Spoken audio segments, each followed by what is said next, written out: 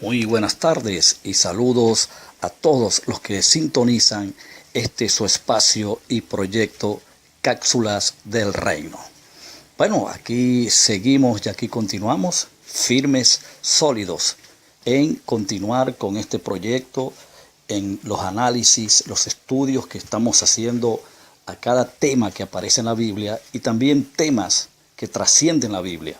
Recuerda que eso siempre lo hemos dicho y estamos tocando de manera, digamos, sería alternada. Estamos terminando o estamos ahora mismo desglosando un tema bíblico y luego entramos en un tema no bíblico, pero que tienen relaciones intrínsecas al ser humano, como temas de desarrollo personal, temas de, de economía y de otros temas que conciernen a la vida del individuo.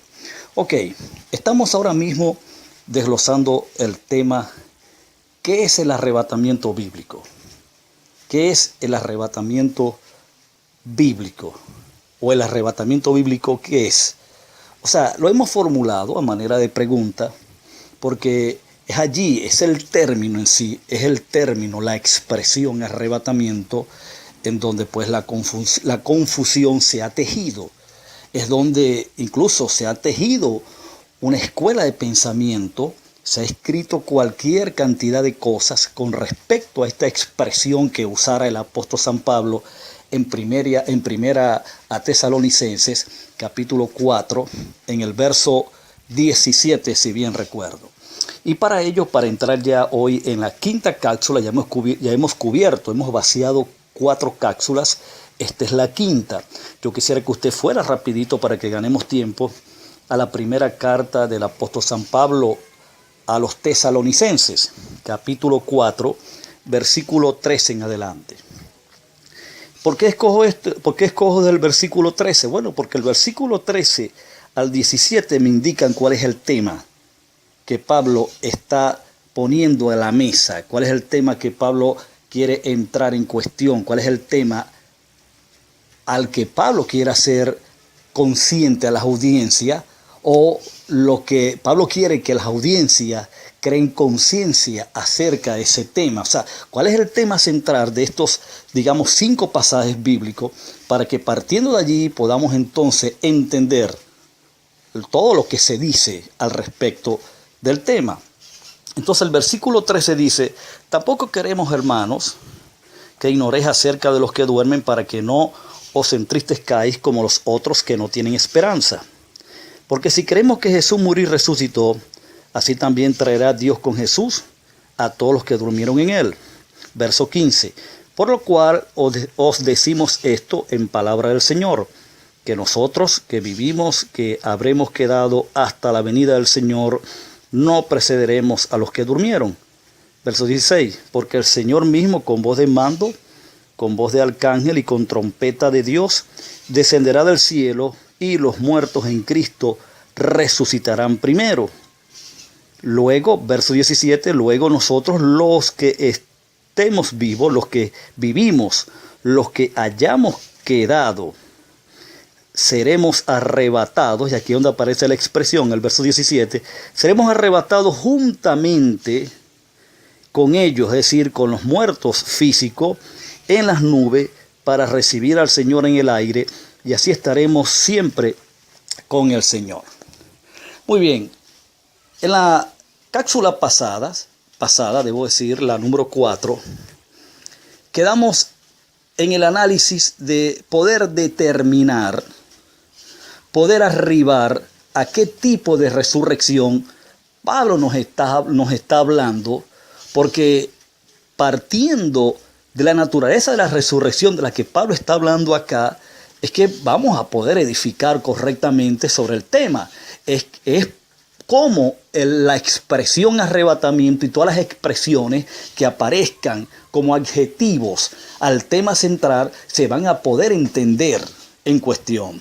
Entonces, fíjate, nosotros hablábamos de que en el Edén se marcó una pauta, que el día que Adán comiera, para hacer la historia corta nuevamente, del árbol prohibido, del fruto prohibido, debo decir, Adán moriría. Y usted conoce la historia mejor que yo Adán participa de ese fruto y Adán no muere instantáneamente, lo cual ya de entrada nos deja ver claramente de que no se estaba hablando de una muerte física, porque si no hubiese muerto al instante. De hecho, Adán duró 900 y un tanto más de años, físicamente hablando. 900 y un tanto más de años, no sé si fueron 930 y dele por allí, pero ese fue el tiempo de duración en vida física que Adán tuvo, lo cual quiere decir que no fue una muerte física a la que Dios se estaba refiriendo. Sin embargo, nota de que Dios ordena que Adán y Eva deberían salir del huerto, de aquella atmósfera, de aquella comunión, de aquella esfera espiritual, de aquel su ambiente, de aquel, digamos, su comunión, su relación con Dios.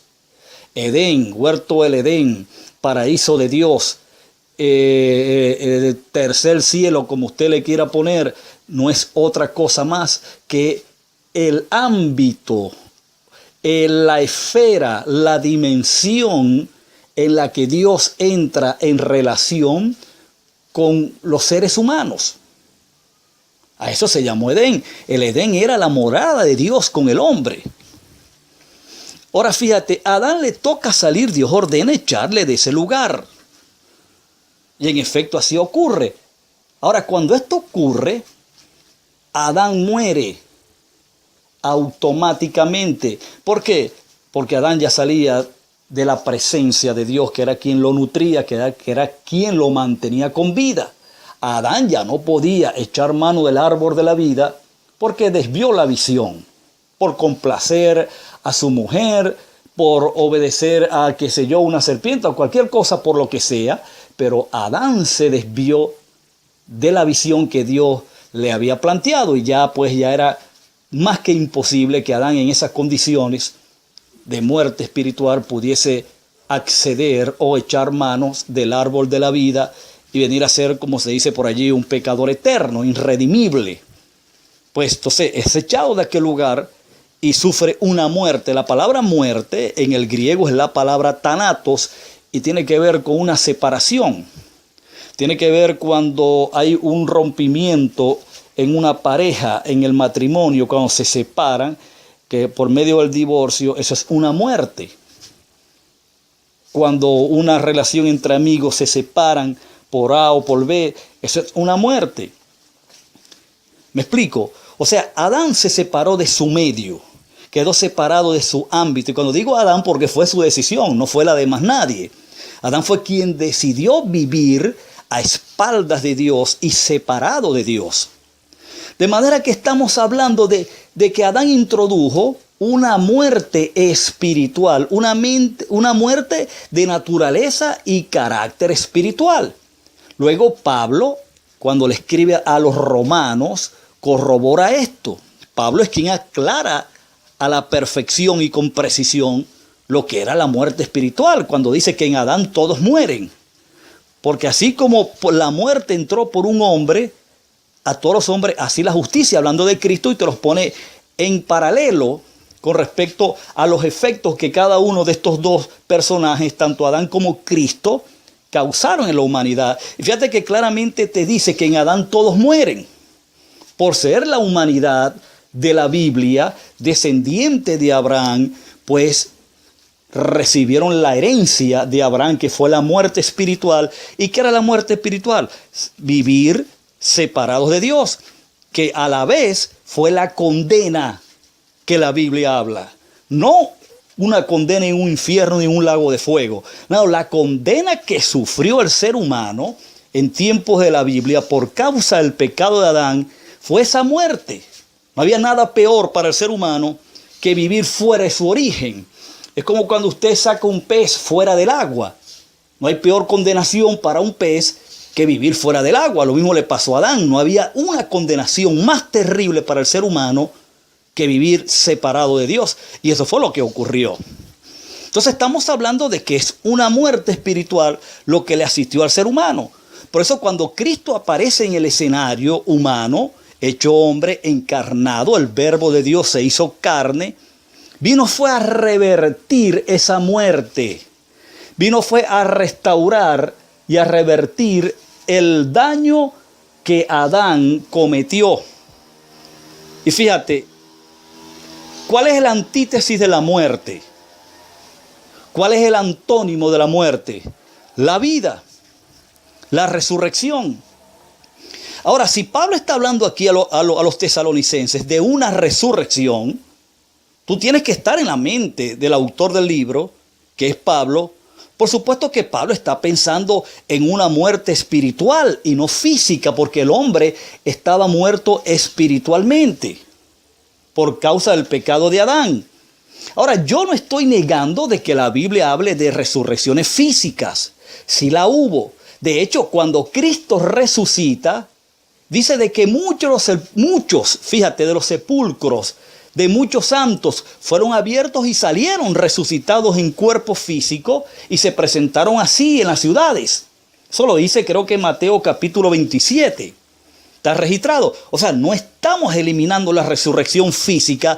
Sí ocurrieron muchas resurrecciones en el registro escritural, pero la esperanza de la vida, la esperanza de la resurrección de los muertos, no era una resurrección física, porque todos estos individuos, todos estos santos y todo lo que resucitaron en la historia físicamente, hasta el mismo Lázaro, volvió a morir de nuevo. Porque la muerte física es un acto natural, es algo que te ocurre, así como envejeces.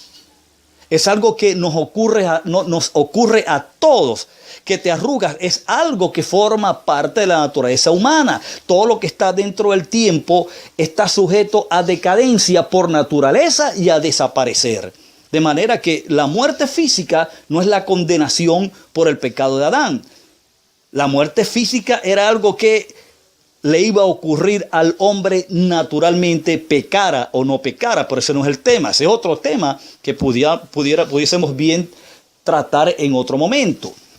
Pero en este momento yo quiero que entienda, amado amigo, amada amiga, que el tema acá es la resurrección de los muertos espirituales. Pablo está hablándole a los tesalonicenses, diciéndoles, no quiero que ignoren. Pablo atacó mucho la ignorancia y ese es uno de los delitos más practicados en el mundo, en la humanidad. El pecado más dañino que se practica hoy en el planeta es la ignorancia. Y fíjate que Pablo en sus días lo atacó. Dice, no quiero que ignoréis acerca de los que duermen. ¿Quiénes eran los que dormían en ese contexto? Los que físicamente estaban muertos. Pero no quiero que ignoren de que ellos tienen esperanza, porque si creemos que Cristo murió y resucitó, así también Dios traerá con Cristo a todos los que murieron en Él. ¿Cómo? Resucitados. Pero era una resurrección física. No era una resurrección, digamos, física, debo decir. No era una resurrección física, sino espiritual. Porque el hombre hasta ese momento estaba muerto espiritualmente hablando. Sí es muy importante que entienda esto. Ahora, cuando la palabra, ya para concluir, cuando la palabra o cuando Pablo utiliza la palabra resurrección, o cuando va a hablar de la resurrección de los que estaban vivos físicamente, fíjate que Pablo utiliza un término bien importante que es el tema de lo que estamos haciendo por quinta vez, es decir, en esta quinta cápsula. Es lo que estamos tratando de hacer entender. Por eso que el tema se llama ¿qué es el arrebatamiento bíblico? Porque cuando Pablo va a hablar, fíjate que cuando Pablo habla de la resurrección de los que estaban muertos físicamente, se sobreentiende de que resurrección es el antónimo de estar muertos. Pero se suponía de que Pablo viene hablando de muertos, o se supone que Pablo viene hablando de muertos, que para que sus dolientes, sus seres queridos, pues no se desesperanzaran, sino que entendieran de que había esperanza para ellos, que iban a resucitar. Sin embargo, cuando le toca hablar de los vivos, y Pablo se incluye, por eso que era un acontecimiento que ocurrió en los días de Pablo. Pablo dice, pero nosotros los que estemos vivos. Entonces, cuando utiliza el término arrebatamiento. El término arrebatamiento, amado amigo, amada amiga, no es otra cosa más que la descripción de la resurrección de quienes estaban vivos físicamente para el momento que Pablo escribe la primera carta a los tesalonicenses, que era parte de la iglesia, el cuerpo de Cristo. Pero bueno, el tiempo se terminó, se agotó. Continuaremos en otras cápsulas porque queremos dejar muy claro, queremos vaciar algunos extractos importantes y dejar muy claro este tema. Entonces, el tiempo que me queda es para despedirme y decirle que se le quiere, se le ama mucho y esperamos pues que en las próximas cápsulas esto pueda crear una reflexión profunda y pueda corregir algunos aspectos o conceptos acerca del tema que muchas veces no se tienen claro. Así que un abrazo a la distancia y que Dios les continúe bendiciendo.